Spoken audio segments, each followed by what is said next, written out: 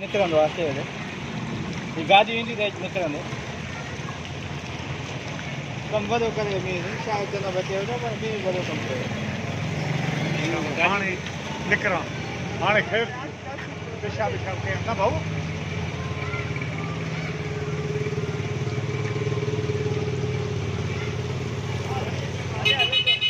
छा चवंदा साहिबु तव्हां कीअं मींहं खे इंजॉय कयो हीअ जो साईं ज़बरदस्त जहिड़ी गर्मी हुई शिदत जी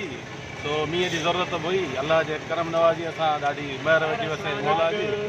ऐं ॾाढो थधिकार ऐं मौसम ॾाढी भली थी वई आहे ऐं सीउ पंहिंजो गर्मीअ जो जेको ज़ोर हो उहो मरी वियो आहे चाचू कीअं इंजॉय कयो अथव ॾाढो इंजॉय कयो आहे फिरिया कहाणी मींहं खे सफ़ा ईअं पुसाईंदा पोतड़ो दफ़ा पुसी विया ॾिसो इन मां अंदाज़ो हणो त केतिरो मींहुं आहे माशाल्लाह मींहुं ज़बरदस्त आहे मौसम बि ॾाढी भली आहे बाक़ी तव्हांखे ख़बर आहे त असां वटि रहमत इन करे थी वेंदी आहे त हिते असां वटि टाउन कमेटियुनि जो जेको सिस्टम आहे हिते पुड़ी पवंदी आहे त उन्हनि जे लाइ ॼणो लख ऐं किरोड़ तयारु थी विया ऐं हुननि जे लाइ हींअर ईअं सम्झो ईदूं थी वयूं ईद त हुई बि आहे पर हींअर टाउन कमेटियुनि ऐं जेके यूसीस आहिनि न उन्हनि जे ऑफिसरनि लाइ हींअर ईदूं हली महिरबानी बदर ख़ासि करे तव्हां कीअं इंजॉय था कयो बरसाति खे जी कीअं मज़ो आहे मौसम बहितरीन थी वई आहे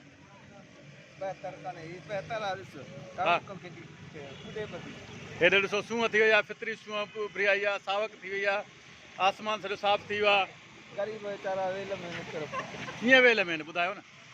ग़रीबनि जा छा जेको आहे प्याट मंदा पियो कीअं वेल में कीअं जाटर मंदा आहिनि मिसाल ॻाल्हि ज़रूरी आहे न कुदरत जो मवार त आहे उहो त हलंदो न उहो वक़्त जे रियासत जो कमाल हूंदो आहे ग़रीबनि में ना हक़ ज़ुल्म थींदो आहे त उन्हनि जा मंदा थी साईं कीअं पिया मौसम खे तव्हां इंजॉय कयो इंजॉय पिया कयो मस्त का बारिश पई आहे गर्मी में असांजा लाह निकिरी विया अॼु त सफ़ाई को मरी लॻो पियो आहे मुंहिंजो प्रोग्राम हो सुबुह नारायण काका नओं मुल्तवी कयो आहे हिते ई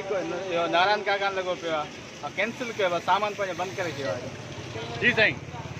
तमामु बहितरीनु मौसम हींअर थी वियो आहे सॼो ॾींहुं अॼु बिजली टुपी लाइट कोन आई गर्मीअ में मरू पिया वेठा हीअं थी बारिश पकी आहे हिन बारिश जो सॼो गर्मीअ जो ज़ोर कढो छॾिया पर सभु मौसम जेको आहे हीअ आहे गंदगी इन जे मथां आज़ादु कयो आहे पर मौसम तमामु प्यारी आहे